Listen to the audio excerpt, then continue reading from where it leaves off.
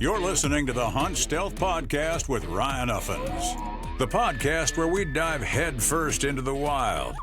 Whether you're an aspiring hunter or an adventurer seeking the untamed, together we'll explore the strategies and stories that lead to success in the great outdoors.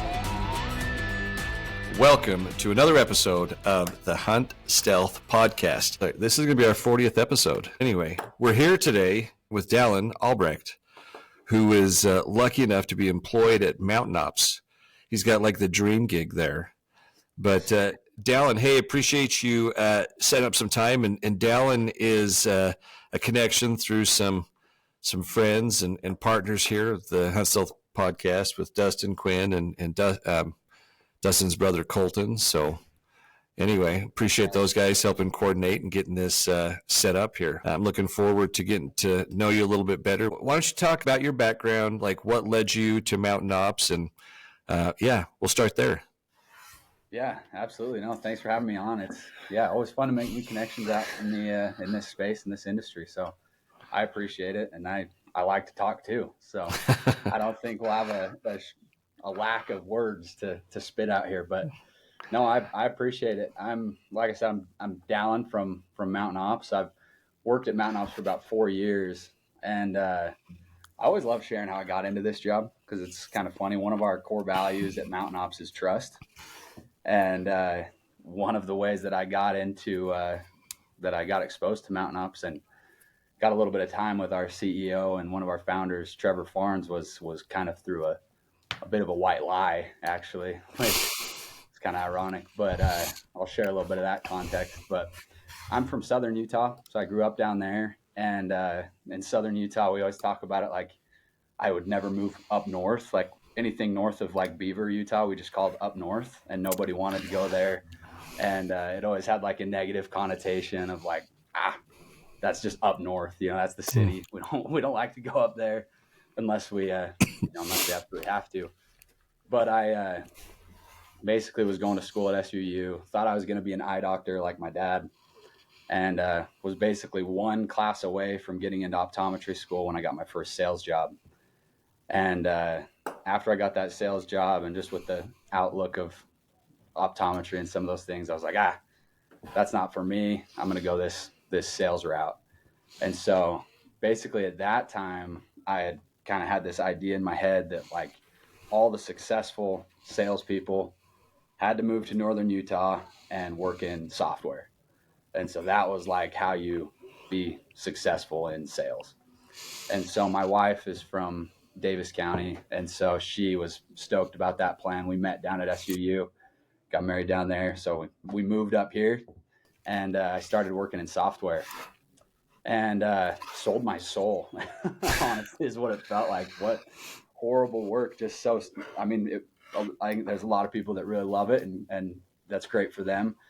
For me, it just felt so siloed as far as just like, don't worry about anything else that's going on at the company. You just stay in your little bucket, do your job, make your calls, work your demos, and that's it. Keep quiet. Yeah, just keep the head down and don't worry about it. Just do your job. Yeah, totally. And so I did that for a few years, and I was part of a local youth group, and I was an advisor to this church youth group, right?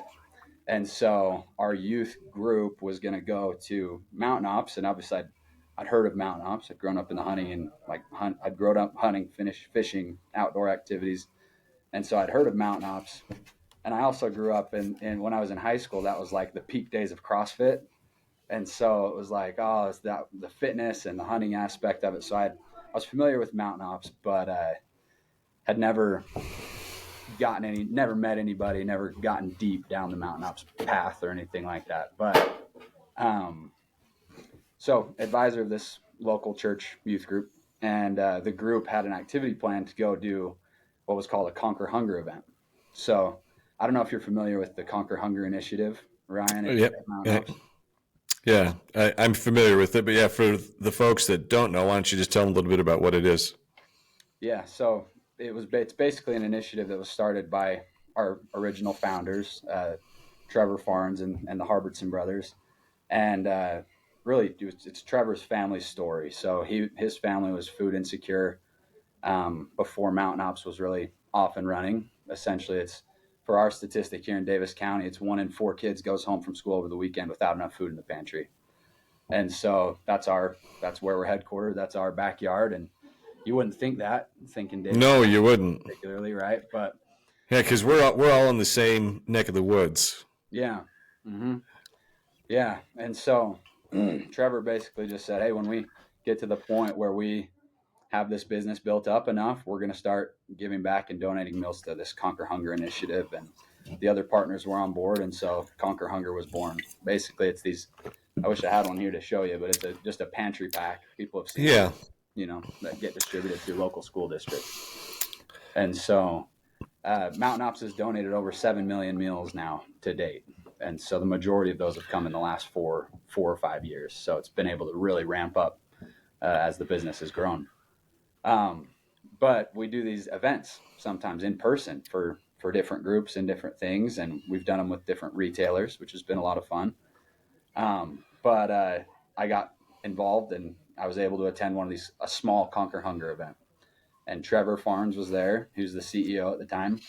And he'd, for those who didn't know, Trevor just recently stepped aside to become our chief visionary officer. So focusing more on Conquer Hunger work, the ConquerCast podcast, and his book, and some of the things that he's doing there is more of the passion projects, right? And so he shared his story at the time, and then we packed these meals. And I was like, after the event, I'm like, man, this was impactful. Like, this guy, I need to get to know this guy, right? Talking about Trevor, like, I've got to get to know him. And so I actually told him, we finished at maybe 8:30 at night and everybody wanted to get home. But I told him that, basically just said, hey guys, like, told everyone from my group that I was with, my wife's planning on picking me up. Like, you guys go ahead. I'm going to hang out here. So everybody left and I didn't have a ride. And my wife was not coming to pick me up. She had no idea. That's the white lie. So then I went to Trevor, and at this point I still hadn't even texted and told my wife, but I'm like, hey, Trevor, my wife's planning on picking me up. She's running late. Is there any way you could hang out? Like, could I hang out here with you for a little while she comes to pick me up? So he's like, yeah, sure. No problem. So we just stayed and talked for a while, just the two of us. And I wasn't looking for a job at the time. I was about to switch software companies, and Mountain Ops wasn't hiring. So talked to Trevor for a while longer, ended up going to lunch a few weeks later, just keeping in touch. And then I had signed an offer letter from a different software company to go work somewhere else. And Trevor texted me and said, hey, we're looking for a sales guy. Would you be interested in interviewing? And so I said, well, I've already accepted this other job. I start in a week and a half. It was like 10 days from my start date. And so he said, just interview, we'll see how it goes. And I interviewed with our VP of sales and got the offer the next week and told the software company, sorry, about 4 days before I was supposed to start. And so that's how I ended up at Mountain Ops. I felt bad about it, but I felt like they could replace me pretty easily anyway. So he saved you. You got saved from the soul sucking tech sales industry. Yeah. And so at that point, I still didn't even really know what I was getting into. Like, I knew I was going to start selling to stores, but I didn't really know what that was going to look like. And so it's been an awesome ride since then. It's been more than I thought it would be. Talking a little bit beforehand, it's just that you think about most people in retail, they still, the shops and the stores and the chains that they get to work with, or have to work with rather, they're so corporatized. They're, it's all about data, and it's a dog eat dog world kind of. But our as far as our retail stuff goes, it's just, think about the stores that hunters shop at. Think about the shops the outdoorsmen shop. And a lot of these, like, it's the cow ranch, it's the farm store, it's the hardware store, it's the sporting goods store, and the people that run these stores are just awesome people. Blue collar, hardworking people. Yeah, they're just like us. And so it's the best people that you get to work with. And it's a very relationship driven business, still very data driven in those things. You still get that part of it. But yeah, as we were kind of talking about, I've been able to take retailers on hunts and get to know people and in the field and in ways that you probably wouldn't get to know people and build those type of relationships in any other industry. That's not a bad gig to be able to work in industry, passion that you have, and be able to go out and share that experience with other individuals. So I want to jump into that, but before we do that, Dallin, tell me a little bit about like your growing up, like what you did as far as hunting goes. Hunting, I mean, you mentioned you hunted and fished, Yeah. but tell me a little bit about how you got started, and then maybe tell me about your first deer hunt you went on that was Yeah. successful. Yeah, for sure. So hunting growing up, it was kind of old fashioned hunting almost. Like it was all about family. It was all about getting out there together. And my whole family's from Southern Utah. And so I looking back on it now, and it's been fun just reflecting and talking to my dad about just the different times we went out and thinking about those and thinking about the gift that he gave me and my sisters. I'm the oldest in my family. I've got 3 sisters, but 2 out of the 3 really love to hunt. 1 really loves to hang out with my mom. That's kind of how I say that. So we got 1 that hangs out with mom, and we got 2 that really love to hunt with us. That's not a bad trade to have somebody to stay home with mom. Probably makes mom happy a little bit. Yeah, it worked out. Honestly, it worked out. We would go hunt, and they would go to Gardner Village. That thing. There you go. Wherever that place. Yeah. Yeah, that Utah thing. But basically, that's how it was growing up. And so we would basically get out with the whole family, and I'm talking aunts, uncles, everybody, and we'd all pick our spots for opening morning. And so we would pick our spots to go. We'd park somewhere and go hike into these spots, and where we all knew where we wanted to be at first light. And then if we didn't, successful or not, really, you would then meet back up at lunchtime. Everybody would have lunch together, and you've got a group of 15 to 20 people probably out having lunch. And how old were you at this time, like when you first started going on these? Oh man, it's kind of funny. So young, really young. Still wet behind the ears? Yeah. I mean, the first time my wife she'll eat the meat, right, and everything, but she doesn't love to get out and hunt. She lets me do it. She'll let me take our daughters when they're old enough to go do that, and that's good enough for me.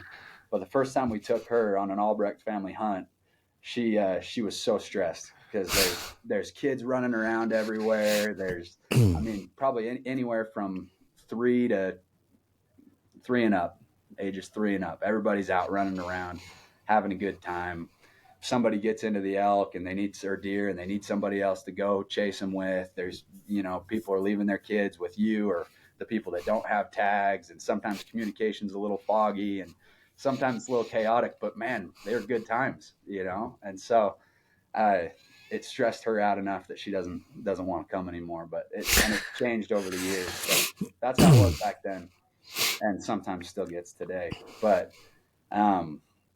But yeah, then we meet back up for lunch with the whole family, right? And then the afternoons are spent pushing patches, right? So you'd get a few people stationed on one side of the trees, and 6 or 7 people would walk through the trees and see what they'd push out to you, and you're lighting up whatever comes out the other side, So that was kind of hunting. And then at night, you'd pick your spot where you wanted to be at last light.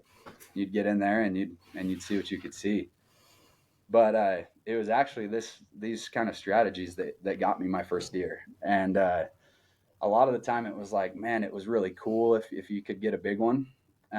But the majority of the time it was just, let's be successful. Let's build some relationships. Let's build some memories, and let's get some meat in the freezer. And so, and again, we weren't shooting tiny deer, but it wasn't, if you didn't shoot a massive 4, you weren't successful, right? Right. But yeah. So now you go out for the experience with the family, and like you said, like put some meat in the freezer, which is what I'm still trying to do. I'm still waiting to get some meat in the freezer. I've got some good buddies that keep taking care of me. I got a little bit left, but one of these days I'll put my own meat in the freezer. There you go. I feel like there's so much pressure, and social media has this expectation that everybody goes out and kills stud bucks every year. And there's a lot of people that hunt really, really hard and that are fortunate enough to do that. But if that's you, that's great. If it's not, that's great. That's okay. And so that's kind of how it was. Not a ton of pressure, especially on kids. My first deer was 12 years old in Utah, and we were. It started that morning. We picked our spot, and I'd gotten some opportunities at some decent 3 points, and I don't think we saw 4 that morning, but I had missed a couple 3 points. And think about, I was 12 years old at the time, and 12-year-olds are insecure and in their heads enough already as it is. But by the time afternoon came around and I was in front of my family when I'd missed, and I was trying to be the man and stuff. And so I was frustrated. I was so mad. I was crying that morning and all that stuff. And I was pushing a patch with my dad. And so when you're pushing a patch, you're not necessarily supposed to be the people that run into the deer, but we ran into 2 bucks at close, 75 yards with a rifle through the trees. And I was so frustrated and so mad. And I was just at my wit's end, wanted to give up. It's like, Dad, I'm done. I don't want to do this anymore today. And he's like, what do you mean you don't want to do it anymore? There's 2 deer right in front of us. Just there. He ended up saying, and I couldn't see him. There's trees and everything. And I was just mad, but he's like, there's 2 deer. They're both bucks. Just pick a body and shoot one. And we went back and forth and had this exchange of well, Dad, I don't want to. You just shoot it. And we'll just go home. And he wouldn't budge on it. He's like, Dal, they're tiny. First of all, I'm not shooting it. It's your first deer. You shoot it.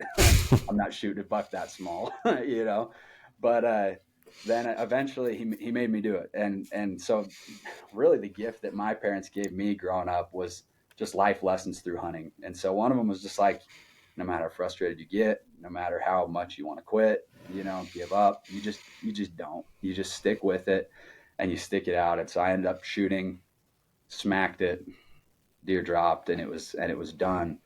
And from then on, it was all smiles. Everything was fixed, after that. But I'm grateful to my dad for not letting me just throw in the towel and not just losing his patience with me and saying, fine, you're going to act like this. We're done, So it's good to have an individual there to push you to learn to kind of fight through the wanting to give up. Because I think of I think of instances myself where I've given up on things, and I look back and it's like, man, I could be doing entirely different things right now. And there's a lot of people that go through that where they don't realize how close they are to changing their life. Yeah. And they give up just out of frustration. And I think that's one thing with hunting. I mean, I had told you a little bit about my story. I won't share it with the listeners because they're probably like, okay, dude, I've heard it 40 times now. No. But just the struggle, I have fallen in love with that, and I'm able to apply it to so much more of my life and the things that I'm going through and trying to build. I mean, this podcast is one of them. I mean, it's a ton of fun. I love it. I've learned so much from doing this, but this isn't my full-time gig. I'm not, I know the hat says Rogan Haynes. I'm not Joe Rogan. I'm not Cam Haynes. I don't get to do this for a living. I do this because I love it. And I love hearing people's stories and the life lessons that they learn. So yeah, I appreciate you sharing that. Yeah. I'll share one more too. On the same, kind of on that same thread, but there was another year, a few years before that. So at this time, I'm probably 10 years old is about the timeline here. And this was another life lesson learning experience that came through hunting. And another one where it's if as a dad, and I've got 2 little girls now. And so I think about how much harder it is to do things with kids now than it is to just go by myself, and how much more work and maybe less opportunity to, who knows, shoot bigger animals because I can't get into the places that I would normally be able to get by myself with my kids, right? Or things like that. The sacrifices that parents make to build these relationships and take these time and have these priorities. But probably 10 years old at the time, And again, we were pushing a patch, and I was in flag football at the time, and this was an overconfidence moment on my part. And so basically my dad was my coach at the time, and I loved flag football. Season was going well, feeling on top of the world for a 10-year-old, right? And we were talking about how this patch of trees was kind of shaped and how we were going to push it. And he said, it's going to go up like this, and then we're going to break off and go to the left a little bit. I'm like, oh, Dad, like a post pattern in football, right? We're doing a post pattern. And he's like, yeah, kind of. Yeah, we're going to do that. And that's how we're going to get through these trees. But he said, don't get out of sight of me. You know, you stay 10 or 15 yards. You stay where you can see me the whole time. Okay.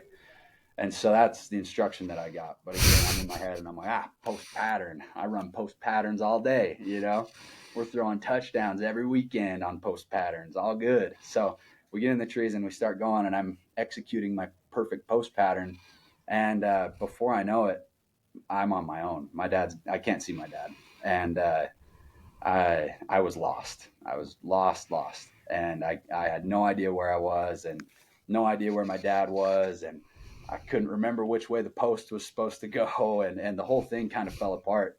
And I basically just was lost. And so I wandered for a little bit, and then I just got lucky, basically, or blessed, or whatever you want to call it. But I found a road, and the road led back to where the truck was, where we were eventually supposed to come back around to. And so I ended up walking back onto the road. I met one of my uncles. Everyone had abandoned hunting at that point and was just looking for me. It must have been a few hours.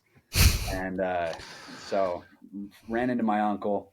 We went back to the truck. And then when my dad came around, he let me have it in a pretty good way, you know, let me have it for, hey, what did I tell you? You know, you're supposed to stay right by me, and, you know, you got cocky and all these things. But it was this lesson of, first of all, listen to your dad, trust, right? That core value of trust. You got to trust your dad, and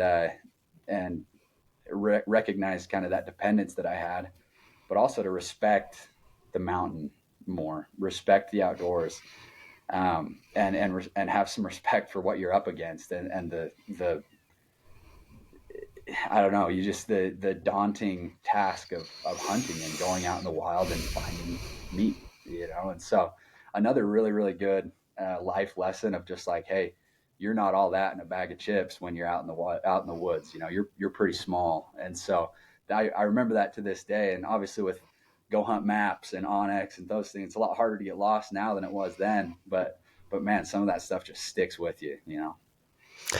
Yeah. When you're deep in the wild, you need fuel that won't quit. ReadyWise Pro Meals delivers over 30 grams of protein and over 500 calories per serving, keeping you strong for the hunt, the chase, and whatever the backcountry throws your way. From the protein-packed breakfast skillet to the bold Thai coconut cashew curry, these lightweight, freeze-dried meals are ready in minutes. Just add water and get back to the adventure. Made in the USA and built for hunters, explorers, and anyone who refuses to slow down. Get yours at ReadyWiseOutdoor.com and use promo code STEALTH for 10% off your next order. It just sticks with you, you know. Yeah, it's I've talked about it on a couple of the last shows that I've done, how small you can feel when you get out there, like when you get into the backcountry. Yeah. I mean, it's unforgiving, and you know, so yeah, there's as you're a little bit older, it's good to be prepared. But if you're out there with somebody who's done it, you need to listen to them. Most people aren't just telling you what to do just because they're being cocky. They're telling you what to do to try and like help keep you safe and protect you. And I mean, I think that's normal though. Like for being a kid, like, oh, right. Like me, I'm a smart mouth. So like when I came back, I'd have been like, you button hooked me. I didn't know you were going to button hook me. Right. Like we were doing a post, you button hooked me.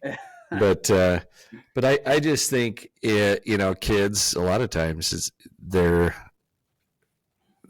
we think we know best. Yeah. I can think of so many instances where I've done that, but it's normal, and I think it's a good thing, and I think it's good when a kid can recognize that. And I mean, like you're like looking back on it, it's like, oh, hey, like I thought I was the man, right? Post patterns all day, TD, Dad. Like, we're going to get this thing done. Yeah. And your dad probably recognized it. He's like, Dallin, he's like, stay close. Make sure you can see me. And you're like, yeah. I got you, Dad. I got you. Yeah. But that's the thing. It's just foundational experiences, right? And so it's things that like I still, if I've got a new adventure, like later this year, I'm going to Alaska, right? I'm going on a boat. We're going to be living on the boat. We're going to fish on the boat. And then it's Kodiak Island. They're going to dump us off on an inlet, and it's a DIY. It's going to be go find some Sitka blacktail to kill and pack out, And so it's stuff like that. In the way it changes the way I approach even new adventures now, as far as like, you can think even now with the experience that I have and the different places I've been lucky enough to hunt and all these different things. But, you go to a place like Kodiak Island and you're on your own to hunt. You've got to, you got to approach that with the right level of respect and respect for the wild, and then respect of the people that are on the boat that are hopefully going to know where to pick you up at the end of the day, And so I still draw from both of those of my dad not letting me quit, not losing his patience.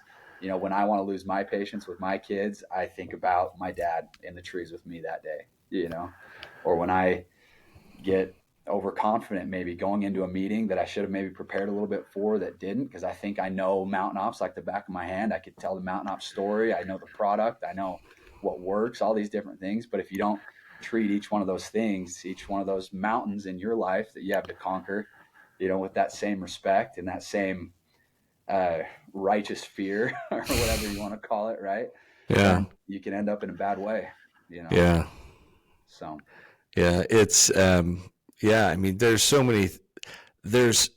much. I mean, I had talked about, I told you I got this wild hare, and I'm only going to archery hunt until I take down like my first big game animal.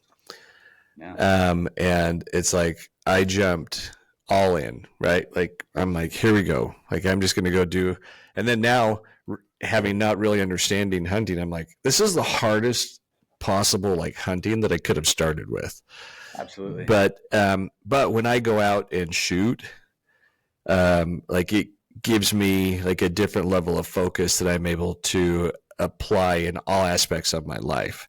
Yep. Because when I go, and I've gotten pretty decent at shooting. I'm bummed because a month ago I was doing the flow rider and ate it and gave myself a grade 2 shoulder separation.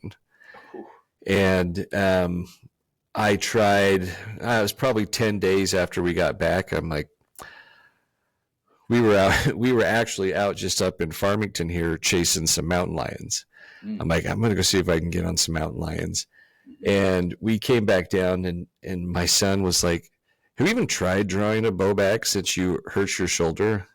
I was like, no. He's like, what would you have done if, I'm like, well, I had my gun with me.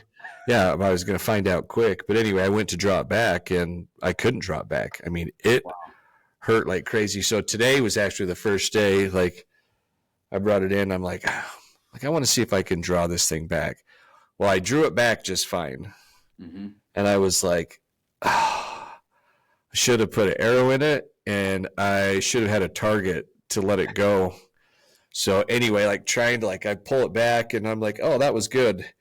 And then like the nerve, I'm like, oh man, he's sitting, my boy's sitting here watching me as I'm trying to like let it go down, and it popped, and it hurt a little bit, but I'm to the point where I can start shooting so long as I don't have to let it down. But anyway, so I'm anxious to start shooting again, because it's been a little over a month since I've shot my bow. But I know I've kind of rambled here, but there's a piece that I get when I go out and shoot, even if it's for 5 minutes. Yep. Like when you're out shooting, you're locked on that pin and your target. And, I like to shoot outside. Yep. So I get the wind and everything that's constantly adjusting, and you have to be focused.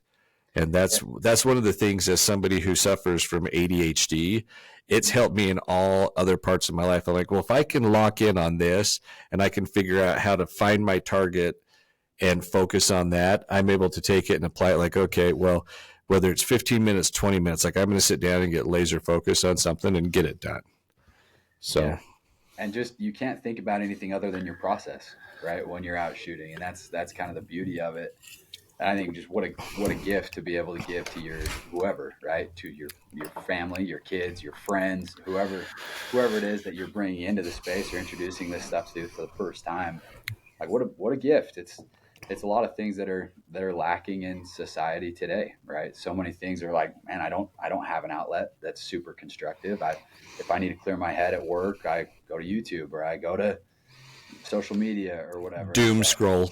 Yeah, I doom scroll, right? If I can find an activity that's going to clear my mind and focus me on something that's wholesome, that improves my life, and things like that. Well, and I have Jackson, to thank for this, is because he was the one that wanted to do this, and I wasn't fully sold on it.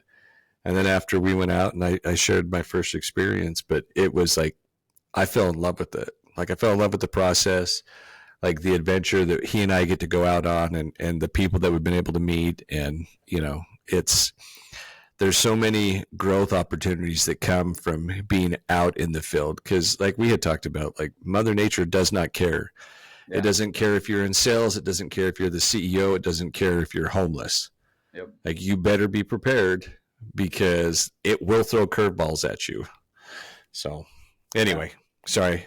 No, it's great. I think that's actually kind of one of the cool things that I feel and get to connect with people on, and working at Mountain Ops too, at a brand like this, where it's the majority of our customers. Like, sure, we make these like nutritional type products that help you be healthier, but it's the majority of our customers. It's actually 73% of our customers tell us that they've never had like a supplement or nutritional product in their lives. And so from a fitness standpoint, that's crazy. Pretty wild, right, in today's world. And so for our customers, when we're their first exposure really to these, like any type of healthier for you type option, right, we get to be part of a bigger transformational aspect of that person's life. Typically, it's typically, there's only, to share more statistics with you, it's only 16% of our customers that say that they use our products for the gym. So every other customer that we have is using it for energy throughout their day or for work. Or for outdoor activities. That's the only other things they say they use our products for. And so we're just positioned in a really cool way to be part of this transformational experience for our customer, right? And so it's a lot of people that aren't doing this type of thing and then start and have a really amazing transformational experience. Yeah. Well, and I'm still in the middle of mine, but that was one of the things, like I mentioned the first time I went out, I was like, I was not ready for this. And, you go through and you start eating different and you start training different. And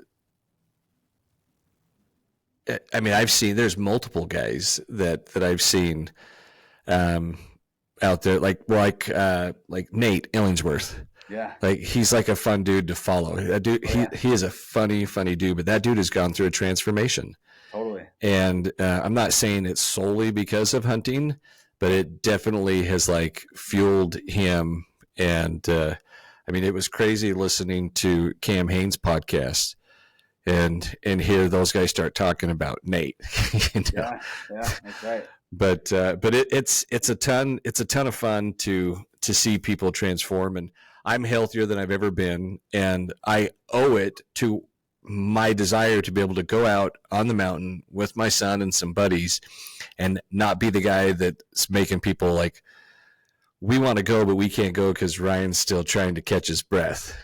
And I got a ways to go still, but I'm in way, way, way better shape than I was 5 years ago, for certain. I think it's cool that you guys are part of it. That was part of like my first introduction. We were talking about Matthew Mantell. Yeah. Like he saw me out front shooting my bow into my backyard. I'm out. I probably shouldn't have been doing that, but the police department locally is pretty. Yeah, they're pretty chill, and they're all bow hunters. I don't know if all of them are, but the guys that I bump into. But yeah, he saw me shooting. He's like, hey, let's let me hook you up with some stuff. So yeah, I've been a fan of mountain ops for a long time. I think what you guys are doing is super cool, and it's changing lives and giving back, and it's fun to see that and be able to get a little bit closer to what you guys are doing and how you're impacting people's lives. So Yeah, no, it's definitely a fun space. It's different. It's like I said, it's never where I thought I would. It's not where I thought life would take me, but I'm grateful that it did. You know. well, Dallin, since you've been there, like what's been like the most exotic or the most fun hunt that you've been able to be a part of? Yeah, I've had a couple really fun ones actually. So, maybe I'll share a couple experiences, some fun ones that we've had. So, Yeah, I'd love to one of hear the them. yeah first one I'll share was well we've had a couple fun ones actually. I'll We share. got plenty of time. I'm not in a rush. All right. Well, so this one was about a year and a half ago, almost 2 years ago. We took a couple of our retail partners over to Maui, Hawaii, to hunt, and we were hunting axis deer and these goats that they've got over there. They're just kind of basically like feral goats. They're all over the place, but they're really cool animals. And so we were hunting these axis deer and goats, and so we're in Hawaii, totally different. We're basically on the side of a volcano, on the I'm trying to think. It would maybe be the southeast side of Maui, is what I want to say, and it's just big, open. It's big country, and the That trees, the bushes are thorny, and yeah, that sounds like you're talking about the right part of Maui. yeah, Yeah. yeah, kind of dry. Some giant canyons and different things, but and then it's kind of there's the coast, and then it's kind of just gradual, and then it gets really steep, and you're climbing up the volcano basically. And so that's probably the most exotic setting. I've never seen anything like that where you kill a deer and you're looking over the ocean.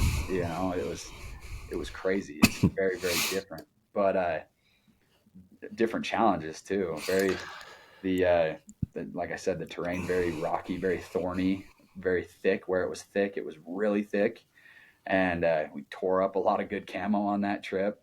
It was really hot, something that I'm not had never really been exposed to. It was my first real hot weather hunt, and a couple of the guys that we went with, that some heat exhaustion, and get back to the after hiking all day, get back to the side by side, and had a guy about just about collapse almost, and just sit on the ground against the side by side, and it's so just really cool, really different experience. But went with kind of a local family that lives there on that side of the island, and incredible people. And so just again, the relationships formed over a short period of time. One of these things that I heard Joe Rogan say it on a podcast once. He said the reason that his podcasts are so long is because you could play a character for 30 minutes, for 40 minutes in a conversation, but in hour 2 or hour 3 of a conversation, that's when the real you comes out. You know, you can't pretend to be somebody you're not for that long after you're that exhausted of talking that long, right? Yeah. So I've never heard him say that, but oh, yeah. there's a lot of truth to that. Yeah. Yeah. So you could stick to a script for, 30 to 40 minutes, right? But when you're just flying off the cuff, having a real conversation with somebody, you're getting the real stuff after 2-3 hours. You can be exposed is what you're saying. Yeah, that's right. Yep, you can be exposed. The real you's going to come out. And I feel that way about hunting too. If you think you know somebody, or you have a professional relationship with somebody, but when you get out in the field with somebody, it's different. You're getting that person. And so I think that's the cool thing. That's where the value comes for us, in being able to hunt with some of our retail partners, ambassadors, business partners, all these different kind of people, because that's where you see, oh, I've been at hunt camp with you for, 3 or 4 days, and we've done 6 to 12 miles a day, together in the hot heat weather, And so I know who you are, you know who I am, and hopefully we can have a good, better business relationship moving forward now, because of that. But yeah, now I'm rambling. I'm not sure where I was going with that, but that's probably one of my favorite things, and one of the most fun hunts that I've been on was just the relationships that came out of that Hawaii hunt with those retailers and with that local family. So That's super cool. Yeah, that's a lot of fun. yeah, You spend a lot of time with people. You get to know who they are. I mean, I think that's why, like, a lot of people in business like to go golf. I hate golf. I'd be fine if I never golfed again. My son loves it, but I don't. It's not that I can't golf. I don't know. Didn't pick up that habit during COVID like the rest of the world, huh? No, I did not pick that up. I mean, I grew up, there's a lot of golf in my family, but there's just like, I've got some personal reasons, and I got some family like to golf, and yeah, for whatever reason, it's not a love for me. Yeah. But I can do it. Like, I can golf. I'm all right. I can go hang. I can drive the ball, but I don't know. I'd be fine if I never golfed again. Yeah. I usually end up once or twice a year, and people are like, "If you played, you'd actually be." I'm like, "Yeah, well, this is what I do. I'd rather go shoot. I'd rather take the time to go shoot the bow." And I mean, the other thing too, for the longest time, it's like, you talk about family, right? I coached my son's baseball, coached him in basketball. I had my daughters played basketball. They played soccer, so there was a lot of time that was put towards that type of stuff versus golf. And my part of, you had asked before, like, how'd you get into hunting? I won't rehash it with everyone here, but my kids are older. I started having kids at a young age, and my oldest she's 25, and she's having our second granddaughter here this month in just 2 or 3 weeks. And my boy Jackson, he's married, he's 24. Annabella, my baby, she turns 19 next month. And it's just, I sacrificed a lot of time to be able to be with them and experience their things, and tennis, and like I said, basketball, soccer, baseball. And coaching baseball, it was like double headers, like every weekend. And then towards the end, as he was getting ready to go into high school, we were playing multiple leagues. I mean, we'd have double headers on Saturdays, and then 3 or 4 games during the week. It was just not a lot of time. But my wife, thankfully, she's like, you should do something that you wanted to do for a long time. And anyway, the hunting thing came up, and I went out and tried it, and I fell in love with it. And she's like, why don't you go into it more? So I'm able to get out there and do a lot of that, and spend time with some friends and family and good people. Like you mentioned, you get to know somebody real well if you're with them for more than 30 minutes to an hour.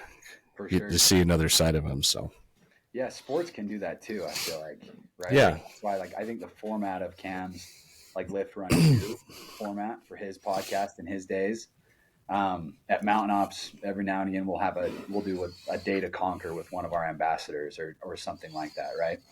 And we're actually lucky enough, Eva Shockey's going to be in the office tomorrow doing this type of a day to conquer type of thing, where it's a team workout. It's working on some projects that we're all working on together. It's a podcast. It's all these different things. But something that was cool with Mountain Ops as well, when I first started, after I'd been here about a year, it was Trevor, right, at the time, that he was going to have his 40th birthday, and he told the whole team probably 6 or 7 months before his 40th birthday, he had said, and this came from inspiration from Truett, actually, from Truett Haynes. And so Truett had just finished his first world record attempt for pull-ups when he had initially broken the record.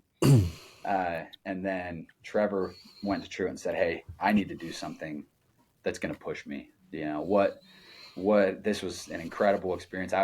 I've been able to be at the, when Truett broke it the second time, I was there, and it's just the feeling of accomplishment, and you could just see the suffering, see the pride, everything. They are so thick, you could cut it with a butter knife. Right. And so it's just this feeling of like, hey, I've got to go do something hard. So that's what Trevor was feeling. And Truett told him, he's like, hey, have you run a marathon? No, I've never run a marathon. All right, start with a marathon. And so Trevor goes out and he finds one of the top 10 hardest marathons in the United States. It's the Moab Trail Marathon. And so down in Moab, it's all on trails, tons of elevation and gaining and dropping through the canyons, and super remote. There's really only spectators at the very end of the race. And so you're not really getting any like lift from spectators or anything for the majority of the race. You're kind of out on your own as people get more and more spread out. But Trevor came to us as a team and just said, "Hey, for my 40th birthday, I'm going to do the Moab Trail Marathon, and whoever wants to join me can join me. Everyone's invited." And so they did a half marathon trail run as well as a full. And so people signed up, and we had a group of probably 10 to 15 Mountain Ops people that either went down and ran the half or the full. And, wow. Yeah, super cool. But after the full, it was gnarly, just gnarly. If I have like a really, really hard workout, my heart rate's elevated for a long time, I'll get sometimes these like stress induced migraines where I'll get the flashing lights and I'll puke and all this. It's just the whole thing. And that happened to me about mile 23 of the trail marathon. My calf started cramping up pretty bad towards the end, mile 24 or something. And I remember it took me a long time to finish. It was like over 6 hours was this race. And I remember by that time we were one of the later heats to go too. So there were a lot of people. The half marathon was already finished. A bunch of the marathoners were already finished. So people were starting to clear out. But like I said, really only spectators right at the finish line. And so there's a part where you kind of came down around and you could see the finish line, and there would be some spectators, and then those spectators would run, kind of shortcut it back to the finish line, and you'd wrap around and then you'd finish. But basically I was at that point where you wrap back around and you kind of come around this curve, and I was going through basically kind of alongside where the parking lot kind of was.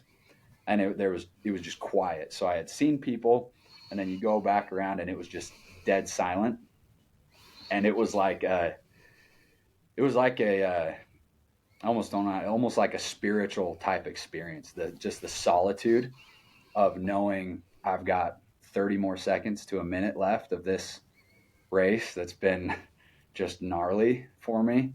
And a lot of it was my own fault. Maybe didn't train as well as I should have, or different things like that. But just those moments of solitude going up to the finish line where it's just like unlocking new feelings, which was cool, that I hadn't experienced before. But then what was cool as well is afterwards, Trevor had this Airbnb. And so he said, "Hey, everybody come over to the Airbnb for pizza." Got pizza for everybody. And walking back into that room, into that house, that living room and kitchen, and seeing all my coworkers there who I'd only known for like a year was like almost emotional as well. It was like, "I love you guys so much. Like, get over here," and you're like hugging and high-fiving and everybody's pumped. And it's just when you have an experience like that, whether it's like, again, like we've been talking about in the outdoors invokes and brings those type of feelings. Sports competition can bring in those feelings. Athletic endeavors can bring those type of feelings. But just really cool kind of culture thing, but cool experiences and things to put yourselves through together to be able to strengthen and build bonds that otherwise couldn't be built. Right. There's something to be said. I think that's why guys that serve in the military are such a tight-knit group. And I mean, they look at each other as brothers, right? Because they've suffered together. And there's ways that people can suffer, whether it's, running a marathon or being out grinding along the side of a mountain. I had talked a couple episodes ago about like a near-death experience that we had, my son and I, and it's like, it's when you go through that, like the second it gets brought up, like you can make eye contact with somebody who's done that with you, and it there's a connection to having been through something that's like harrowing and difficult. And it doesn't have to be like a near death, but just like push through something that's hard. Like you feel connected. And I think that's part of why I think the hunting community is such a neat community, is like you look at guys that are out there, whether you you get the IG picture, or you just get to see a bunch of pretty views that God's, some of these places that he's developed for us to be able to go and see. Yeah. Like they've gone through it. That people that have out there, if someone's tried elk hunting, like they've gone through it to some extent. Yeah. And and the more I get into it, the more I'm realizing like I got a lot more to do in order for me to be able to, have a successful hunt and grow. But yeah, I think the beauty of it though is that I think this is another Rogan quote, but he basically just said the hardest thing that you've ever done or been through for you is the hardest thing that you've ever done or been through. Like the farthest you've ever pushed yourself is the farthest you've ever pushed. And so it's different for Truett Haynes. That might look like breaking the world record of pull-ups in 24 hours. That's might be the hardest thing he's ever pushed himself through. And that's that for him. For me at that time, it was just trying to finish that marathon, which to a lot of guys, like I've been fortunate enough to meet a lot of really cool people. We just had, his name's Pete, the CEO of Sisu Saunas, was just here. He won the Antarctica Ultra Marathon, and just these different things. Like, been able to associate with some incredible people that have done incredible things, but it's all amazing, right?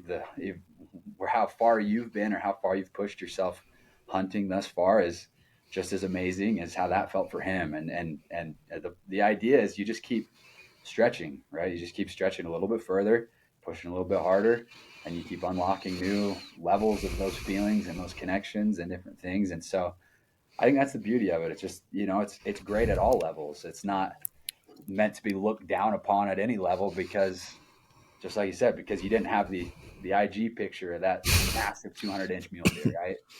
Yeah. But you can still unlock and experience a lot of the beauty of those same things.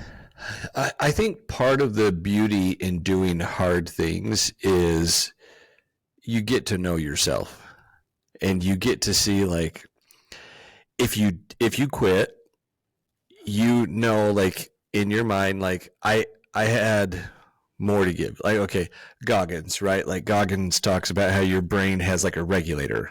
Yeah. On it, right? And it's like you got way more. And I just think too, like you talk about the human brain, like we're using such a small amount of what our brains are capable of doing.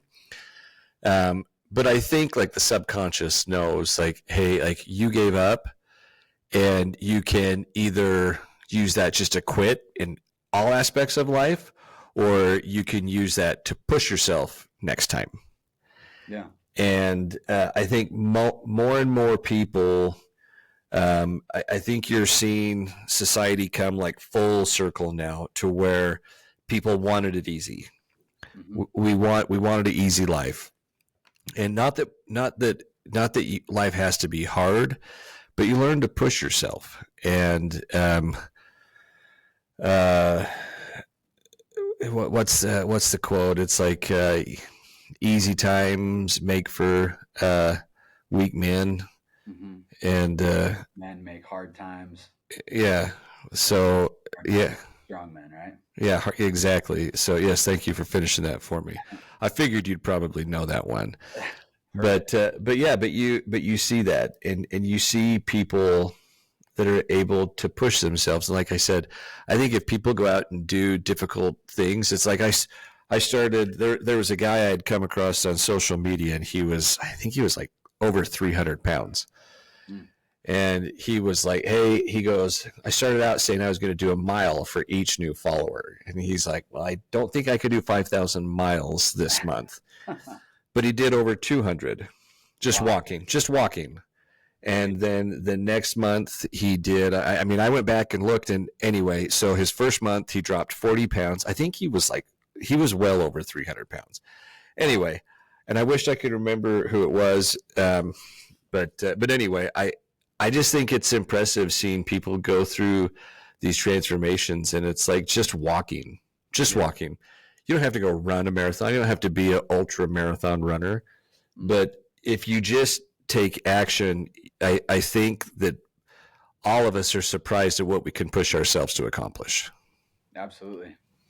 Yeah, going back to like my growing up and things too, like my mom for me is one of the best examples of that too. Like I was lucky enough to have it from both parents. But when I was maybe, it was about when I was 9 to 10 years old, my mom got cancer, a really aggressive form of cancer that the doctors basically told her, hey, you're not going to make it.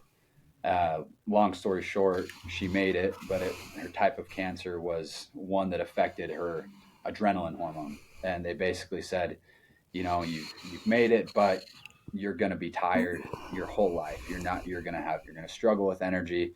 You're going to have to be on medication for it. You're going to have to, it's going to be a lot of sleep and a lot of these other things. Basically quality of life is going to be more difficult for you than the normal person. And after that, it was after she had beaten the cancer.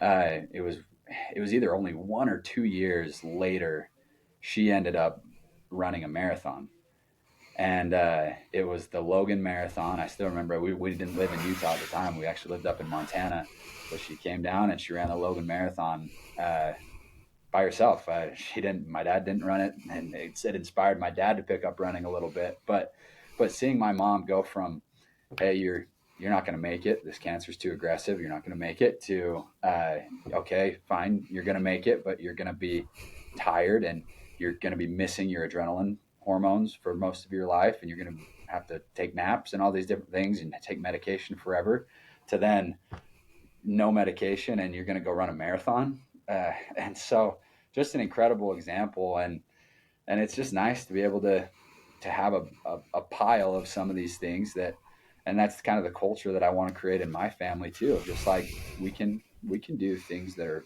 going to stretch us. Right. And for me, what a gift to be able to have, go back to that moment in the trees. Like I said, with my dad, like, hey, I know you want to quit. We're not doing it. I know you're mad, you're fed up, you're embarrassed, whatever you feel like you failed publicly, all these things, doesn't matter. Like, just do the thing, and then think about my mom too. And to be able to draw from some of those experiences is just, what a gift, Yeah, no, you've been blessed for sure. And I think it's fun to see, like, you recognize it. I think that's the gratitude part that I think sometimes people forget to express, like, their thanks, right, for the opportunities that they've been given. And I think it's fun to see a guy who's so in touch with where he's at and the things that have happened in his life that you're able to recognize that. So, yeah, I've in my family, we've had some hard times in our family. Like, we've had some things that have happened that where people have given up, and I'll save it for another time. But that's one of the things that I do want to try, and instill in my kids. And I hope that I have. I say that, but all my kids are adults now and starting to have their own kids. But just to have that sense of belief in yourself, and just that the mindset of, like, hey, like, things are going to work out. Like, you're going to be okay. Like, whatever comes your way, like, you just have to have a mindset of, like, I'm going to go, like, I'm going to attack it. I'm going to go after it, whatever it is.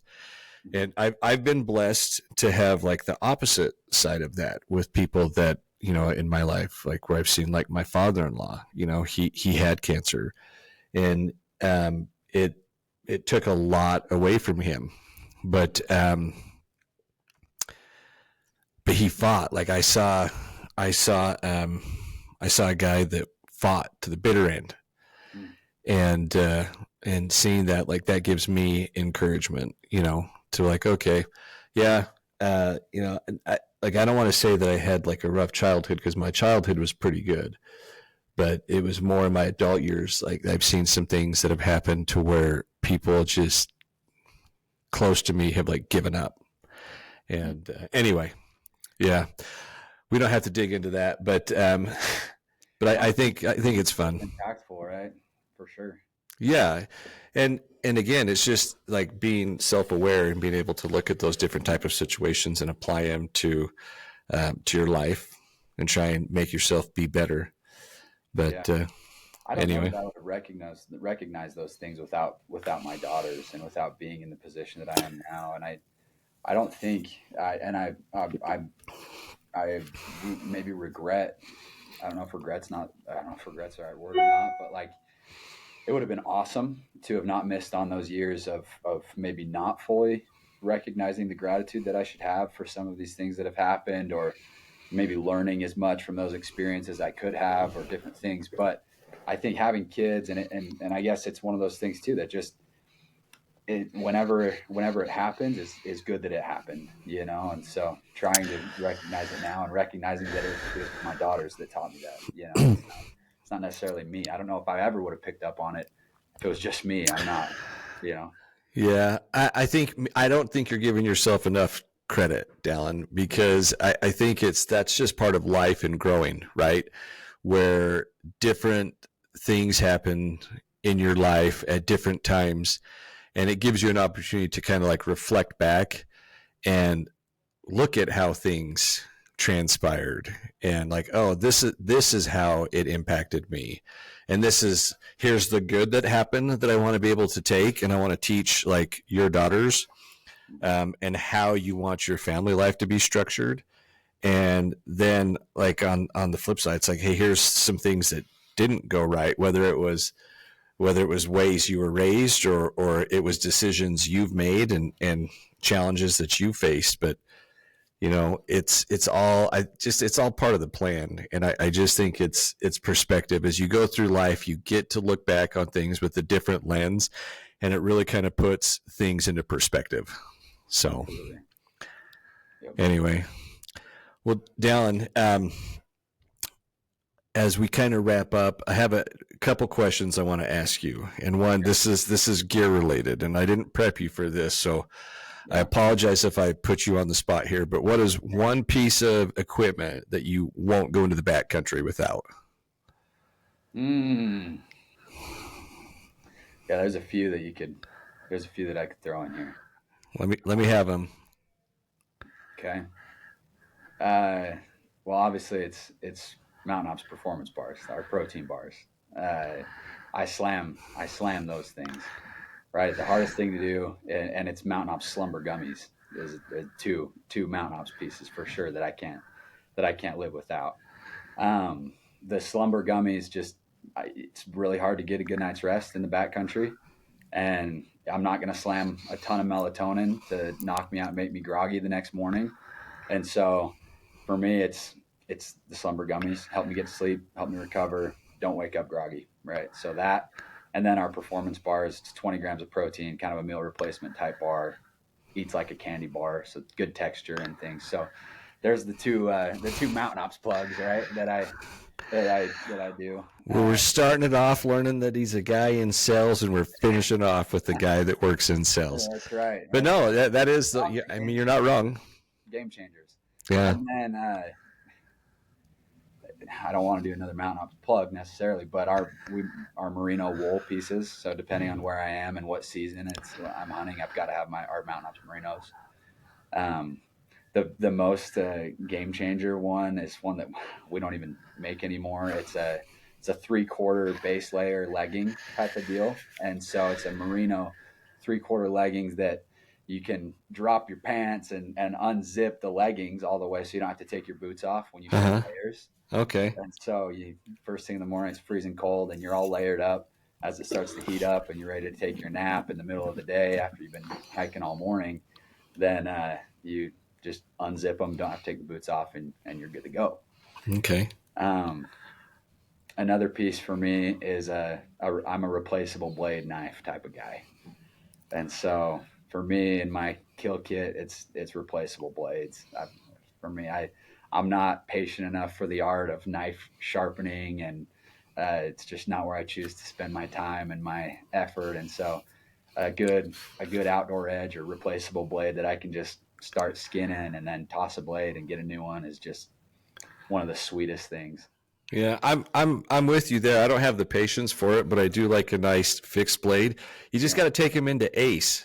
They'll sharpen all your knives there for you. There you go. Yeah. Now I'm making a plug for Ace. Hey, Ace Hardware. Go grab your bars and your hydration and energy at Ace. Perfect. See? Plug works.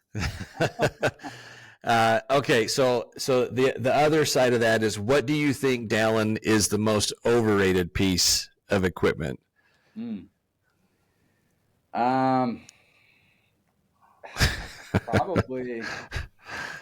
I wonder if someone said you ask these questions to everybody. I've recently started asking, but we typically wind up about the same place on the last question. I'm wondering if I'm going there already. I'm like, probably your camo pattern. Just Yeah. like, is that where everybody goes? Yeah. Yeah. Yeah, for the most part, I think that's. I mean, for me, it's personal preference.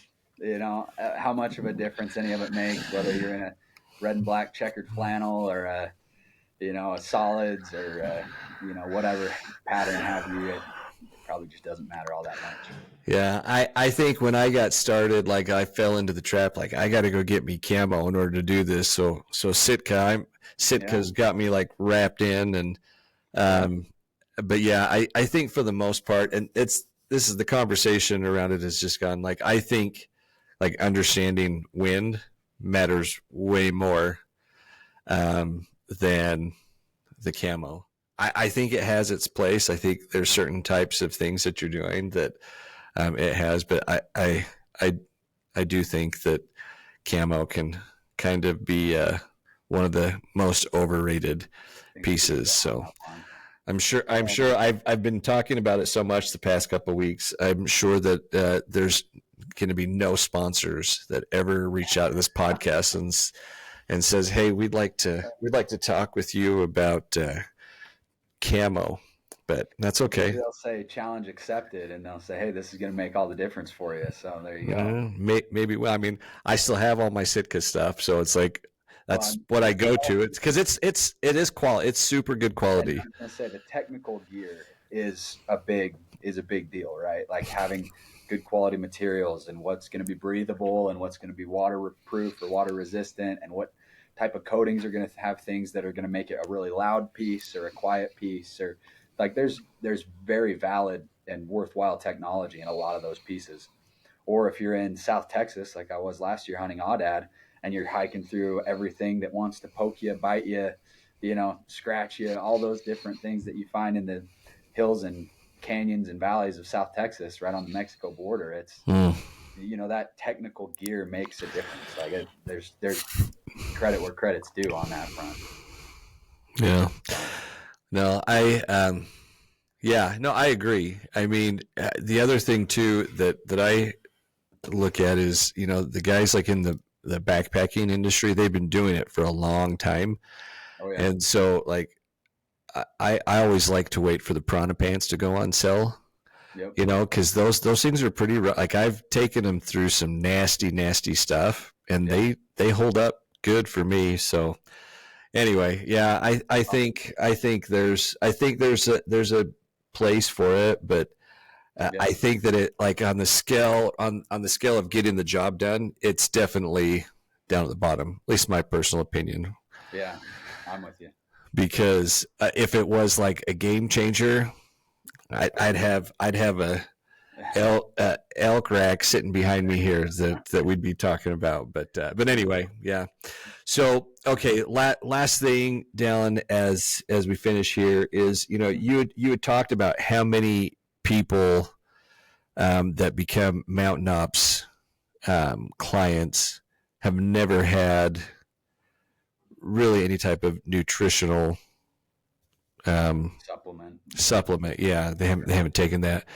Like for somebody that's getting into hunting and thinking like, hey, I want to go into the backcountry, like what's like a good starting place? I know we talked about the protein bars, but maybe just from like a fitness and just basic nutritional standpoint, what do you think helps people see that success to where they keep pushing and stay committed to that transformation that they're going after? Yeah. So you mean like product wise or like routine wise? I like routine, and then just, I mean, to me, it's like, I mean, like protein. Like I think that's one of the biggest things where people are just completely missing the boat is they don't get the protein that they need. But 100%. But yeah, 100%. That's an amazing place to start, is just making sure you're getting enough protein. And so whether that's through protein bars, protein shakes, we've got a product called Magnum. It's a protein BCAA recovery type shake. Essentially, they're low calorie, they're high protein, easily digestible. Stuff like that is going to help.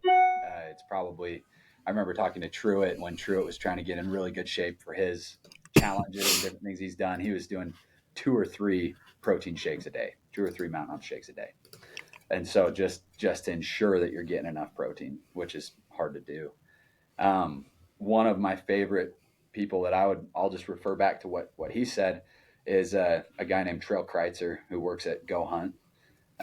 Been a friend for a long time, and we've been lucky enough to work with him and the whole Go Hunt team. But Trail, when our Hydrate, our electrolyte product came out, it was good timing. They were doing an Oryx hunt in I don't remember if I think it was New Mexico is where they did that. And all bring your own. They packed in their own water. They packed in everything. They packed in on their backs. And that was right when we released it, and having a good electrolyte product if you're out, especially in warmer climates. But even when it's cold and snowy outside, people forget to drink water when it's cold. And so a good electrolyte product is pretty pivotal as well to having a good experience. You won't experience the headaches, you won't experience the cramping, all those things. And so when we talk about being able to push further in the backcountry or in whatever you're doing, fitness, whatever, and a good electrolyte product and a good protein product. Energy is great too, whether it's a pre-workout or like our Ignite, it's like a healthy, longer lasting energy, right? That's obviously helpful. One of the things I like about your guys' products too is I'm not going to name names in the industry, but sometimes you take stuff and you get like the it's like you got bugs crawling under your skin. Yeah. Right. Like yours is good to last like for all day. I mean, for extended periods of time without feeling like you have to go get a workout in or you're gonna go crazy. Explode, yeah. Yeah. And then so then on the fitness side, we've been blessed to work with some awesome partners as well. To shout out a couple of them, Mountain Tough. They do some really awesome exercise programming and different things. Mayhem Hunt is a phenomenal partner of ours. Going back to my high school, the CrossFit peak days, right? Rich Froning, considered maybe by many as the GOAT of CrossFit. Yeah. The father of that industry and still crushing it to this day. And and now he's getting into hunting. He's like deep into it. Yeah, we're lucky enough to have a partnership with Rich, with developing some products exclusive to him that'll be Mayhem branded products. We took him hunting last year, and just a phenomenal person, faith-based, family, just aligns perfectly with the Mountain Ops brand and culture. But his Mayhem Hunt programming is phenomenal as well, and just making sure that things are practical and making sure that you have the physical preparedness as well to be able to handle it. Because I have the same thing. I have fear of missing out on opportunities because you can be on one ridge and you've got the spotter out and you spot an animal that's 3 miles away, but it's down and up and down again, and you can either have the choice to go chase it or you have the choice to call it a day and try to find something closer, And so I have the fear of missing out on an opportunity to go chase an animal because of my own physical limitations, right? And so that's definitely there.